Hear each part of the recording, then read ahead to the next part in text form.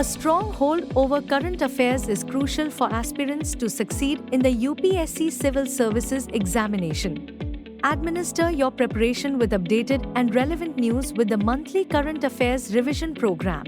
Starting from 20th September at 5 p.m., the 60 dedicated classes offer detailed topic-wise coverage of important news compiled through authentic sources such as The Hindu, Indian Express, PIB, Yojana, among others. Enhance your knowledge with up-to-date contextual understanding of all current affairs, expert support through personal mentoring, assessment through MCQs and mains-oriented questions, doubt-clearing sessions, student portal access.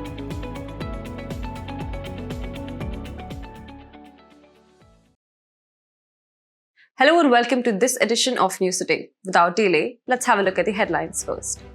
National Health Accounts Estimates for India 2020-21 and 2021-22 released. Make in India initiative celebrates 10 years of its launch. NBFCs show resilience under scale-based regulation, says RBI. Cooler Finance mobilizing investment for the developing world's sustainable cooling needs report released. Guidance for best practices for clinical trials released by WHO. Sustainable Food Systems and India's Trade Agreement Policy brief released by ICR-IER. In a prominent development, the Union Ministry of Health and Family Welfare has released the National Health Accounts Estimates for the years 2020-21 and 2021-22, offering crucial insights into the financial flows of India's healthcare system. These estimates, based on the globally accepted framework, a System of Health Accounts 2011, enable India to benchmark its healthcare spending against other nations. Key findings show impressive strides in government health spending. The share of government health expenditure, or GHE, in the country's total health expenditure has risen from 29% in 2014-15 to 48% in 2021-22. While GHE as a share of GDP has also increased from 1.13% to 1.84%.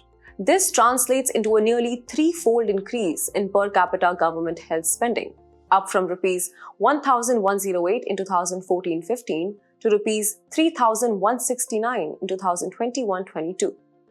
Another crucial aspect is the sharp decline in out-of-pocket expenditures, or OOPE, which have fallen from 62.6% in 2014-15 to 39.4% in 2021-22.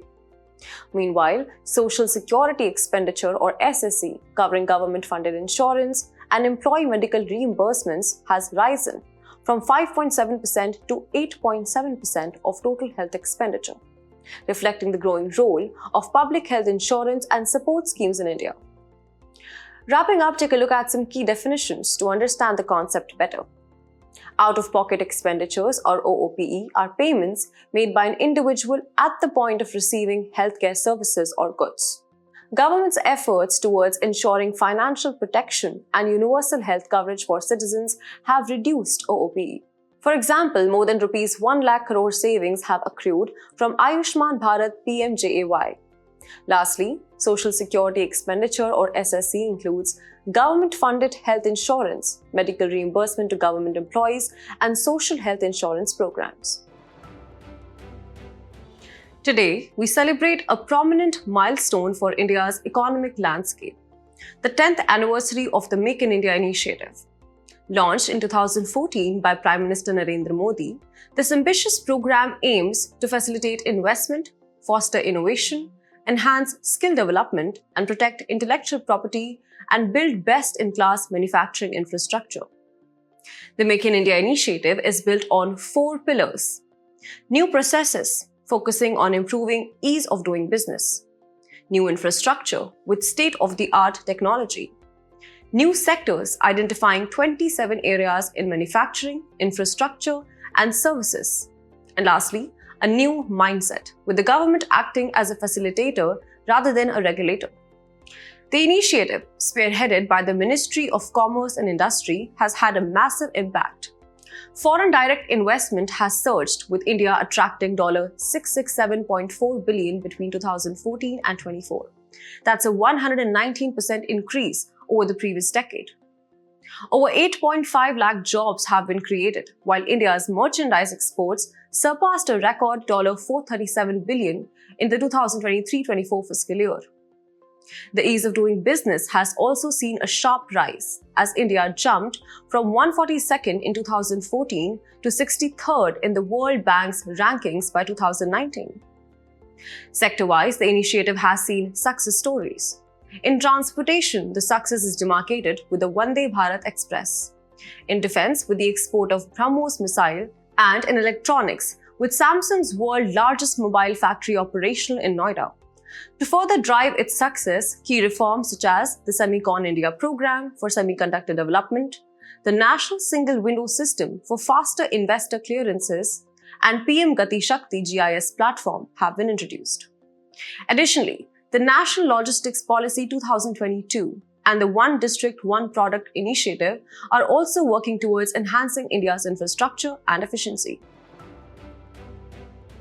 The Reserve Bank of India has released a new article titled Peeling the Layers, a review of the NBFC sector in recent times, shedding light on the resilience of non-banking financial companies under the scale-based regulation introduced in the year 2022. NBFCs, as defined under the Companies Act 1956 and 2013, operate in various financial sectors including loans and advances, acquisition of securities, leasing, hire purchase, insurance, and chit businesses. But what's making headlines now is how these companies are coping with the changing regulatory landscape. The Scale-Based Regulation, or SBR, for NBFCs brought a significant structural shift by segregating NBFCs into 4 distinct layers based on their size, activities, and risk profiles. Each layer is subjected to differential regulation tailored to meet the unique risk levels and operations of the NBFCs. Let's take a closer look at these layers. At the top layer, we have NBFCs that pose extreme supervisory risk. These companies require more stringent supervision and tighter regulatory oversight.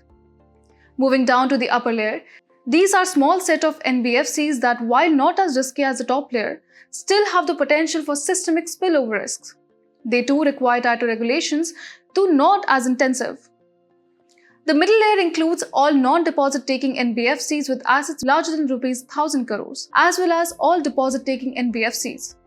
Finally, the base layer comprises NBFCs with assets below ₹1,000 crores, which still require regulation but not as stringent as those in the upper tiers. So how have these regulations impacted the sector? According to the RBI article, NBFCs have shown remarkable resilience since the implementation of SBR. The sector has maintained double-digit credit growth with adequate capital levels, a low delinquency ratio, and registered a consistent rise in profitability. Perhaps most significantly, the asset quality of NBFCs has improved dramatically. Gross non-performing asset ratio has decreased from 4.4% and 10.6% in December 2021 to 2.4% to 6.3% in December 2023 for government NBFCs and non-government NBFCs respectively. However, it's not all smooth sailing. The report also highlights emerging risk, particularly in areas such as cybersecurity and climate risk, which are becoming increasingly relevant as digital infrastructure and environmental concerns evolve.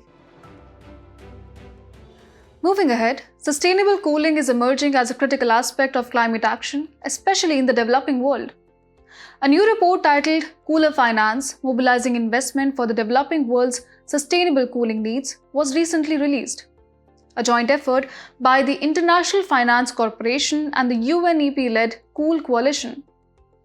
This report emphasizes the urgent need for sustainable cooling solutions, the investment required, and the opportunities available for private investors in this burgeoning market. So what exactly is sustainable cooling? It refers to the use of environmentally friendly refrigerants and cooling solutions that meet increasing global demands for air conditioning without exacerbating the climate change. But why is sustainable cooling so important? The report outlines several key reasons. Firstly, it is needed to avoid the vicious cycle of meeting cooling demands, that is, air conditioning, through solutions that further heat the planet. As cooling-related emissions from developing countries accounted for about 66% of global emissions in the year 2022, and are projected to rise to over 80% by 2050 if no action is taken. Next, the market for sustainable cooling is vast and is expected to exceed $600 billion annually by 2050 and presenting an $8 trillion investment opportunity for developing countries alone. Beyond economic potential, sustainable cooling can help mitigate climate change-related casualties, including the prevention of nearly 5 lakh deaths annually due to global warming. Moreover, other actions like achieving SDG goals, example SDG 13 climate action, etc., can also be taken. However, the road to achieving sustainable cooling in developing countries faces several challenges. On the demand side, high upfront cost and perceived risk make it difficult for consumers to adopt new technologies. On the supply side, there are few funding sources available, particularly for small companies, and supply chains issues continue to be a barrier. Additionally, sustainable cooling is not yet recognized as a traditional financial asset class, limiting its ability to attract investments. To address these issues, the report provides key recommendations. These include strengthening minimum energy performance standards, implementing efficiency and sustainability safeguards. Moreover, financially expanding both public funding and private capital, development of need-based funding models, such as retail finance options for households, are also suggested. Importantly, it calls for better tracking of cooling investments and their impacts as the market grows. India has already made strides in this direction with its India Cooling Action Plan, introduced in the year 2019. The Energy Conservation Building Code issued by the Bureau of Energy Efficiency and initiatives like the Super Efficient Air Conditioning Program led by Energy Efficiency Services Limited are also some key steps toward achieving these goals. In a significant development aimed at elevating the standards of global clinical research, the World Health Organization has released a new guidance for best practices for clinical trials. This guidance aims to enhance clinical research efficiency, minimize research waste, and provide guidance on sustained clinical trials that are always functional and active for endemic conditions and can pivot in time of emergency or pandemics. But first, what are clinical trials? These are carefully controlled research studies designed to evaluate the safety, efficacy, and overall effectiveness of new medical treatments, drugs, devices, or interventions. Despite their importance, clinical trials have faced numerous challenges over the years, ranging from inefficiencies to inadequate funding and a lack of diversity in participants. One of the major issues is waste in clinical trials. WHO highlights that the failure to articulate clear research questions combined with duplication of past research and the use of inefficient processes has led to this issue. Furthermore, the lack of sufficient funding for clinical trial infrastructure has resulted in inequity and a lack of justice in fairly accessing affordable, safe, and efficacious interventions as highlighted during COVID-19 pandemic. That's not all. There are several other challenges posed, such as global divide among high-income and low-income countries, lack of diversity in clinical trial cohorts, lack of standardized practices resulting in mistrust in research, and more. So what does this new guidance bring to the table? The World Health Organization calls for greater recognition of regional and global health research priorities in national research programs, along with their funding. Another significant recommendation is the creation of competent local research ethics committees, which should have multidisciplinary membership with independent operations and autonomy in decision-making. The guidance also emphasizes the need to automate and digitize clinical trial processes to improve clinical trial speed, transparency, and efficiency. Importantly, the World Health Organization advocates for increased diversity in clinical trial cohorts, highlighting the need to include pregnant and lactating women given their unique healthcare needs. Now, turning to India, clinical trials here are regulated under Schedule Y of the Drugs and Cosmetics Rules 1945 with Good Clinical Practice or GCP guidelines provided by the Central Drugs Standard Control Organization. These are: the sponsor and investigator should be aware of the approval processes involved in conducting clinical trials of vaccines.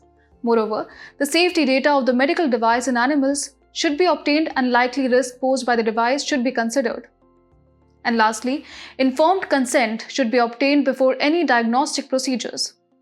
These regulations ensure that clinical trials are conducted ethically with proper safety protocols in place, particularly for sensitive groups like children. The Indian Council of Medical Research also provides ethical guidelines for biomedical research on human participants 2006 and National Ethical Guidelines for Biomedical Research Involving Children 2017. As clinical trials evolve, WHO's guidance serves as a pivotal step toward improving the way we conduct medical research. In a bid to reshape India's food systems for the future, the Indian Council for Research on International Economic Relations, or ICR-IER, has released a new policy brief titled Sustainable Food Systems and India's Trade Agreement. This brief identifies key regulatory and trade-related challenges and offers recommendations to develop a more sustainable food system, helping India transition from food security to nutrition security while enhancing farmers' export potential and earnings. But what exactly is a sustainable food system? A sustainable food system is one that ensures food security, safety, and nutrition for all, while being economically viable, socially inclusive, and environmentally responsible. The brief highlights several challenges within India's existing food system. These include gaps in coordination across multiple government agencies, such as APEDA, the Spices Board, and the Export Inspection Council, leading to inefficiencies. There is also a lack of comprehensive data on the impact of various policies, making it difficult to assess their effectiveness. Furthermore, the fragmented supply chain and limited use of technology hamper traceability, while trade issues such as sporadic export bans and rejection due to non-compliance with international safety standards also present obstacles. The policy brief makes several key recommendations. It calls for the development of a comprehensive vision document with specific goals, such as reducing food waste and harmful pesticide use. Streamlining coordination across multiple regulators is another important suggestion, with the proposal of a single nodal agency to oversee exports. The implementation of farm-to-fork product traceability, like the successful GrapeNet system for grape exports to the European Union, can ensure quality. Reducing trade barriers through stronger quality testing and certification, along with the adoption of good agricultural practices, such as those promoted during the International Year of Millets 2023, are also vital steps. In today's personality news, we will discuss Thiruvalluvar. Recently, the Thiruvalluvar Chair for Tamil Studies has been established at the University of Houston in the USA. Born in Madurai, the capital of Pandyas, Thiruvalluvar was also known as Valluvar. He was a great Tamil poet and philosopher. Thirukurals, meaning sacred verses, is a collection of his couplets on ethics, politics, economy, and love. It consists of 1,330 couplets divided into 133 chapters. The chapters of Thirukural are categorized into Aram, that is righteousness, Porul, meaning wealth, and Kamam, meaning love. Moreover, he quoted that falsehood takes the place of truth when it results in unblemished common good. For his works, Thiruvalluvar Day is celebrated on January 15 or 16 by Tamil Nadu. Through his actions, he portrayed the values of egalitarianism, integrity, harmony, and more. As we wrap up today's main news, let's have a look at some quick updates. Recently, the Platinum Jubilee of the Central Silk Board was celebrated. It is a statutory body established in 1948 by an Act of Parliament. It advises the government on all matters concerning sericulture and silk industry. India has become third most powerful nation by surpassing Japan in Asia Power Index 2024. USA and China have been ranked at first and second place respectively. Asia Power Index was launched by Lowy Institute in 2018. It is an annual measure of power dynamics in the Asia-Pacific region. Union Finance Minister asked Asian Infrastructure Investment Bank, or AIIB, to assist low-income countries to avail financial resources. AIIB is a multilateral development bank established in 2016. Its mission is to build financing infrastructure for tomorrow in Asia and beyond. Israel has made control of the Philadelphia corridor a condition in ceasefire negotiations between Israel and Hamas. It is a ribbon of land about 9 miles in length and 100 meters wide along Gaza's border with Egypt. Recently, yield on 10-year government securities slumped to 32-month low. GSEC is a tradable instrument issued by central or state governments. It acknowledges the government's debt obligation. Defense Research and Development Organization, along with researchers of IIT Delhi, has developed advanced ballistics for high-energy defeat. These are lightweight bulletproof jackets. Recently, astronomers have mapped the differential rotation of the Sun's chromosphere using 100 years of Kodaikanal solar observatory data. Differential rotation of Sun refers to the difference in rotational speed of the Sun depending upon latitude. Women in Space Leadership Program has been launched as part of the UK-India Education and Research Initiative. It is launched by the Department of Science and Technology in collaboration with British Council. Its aim is supporting institutions in strengthening gender-inclusive practices to foster women's leadership in space sciences. Before we sign off, let's challenge your understanding in today's installment of Test Your Knowledge.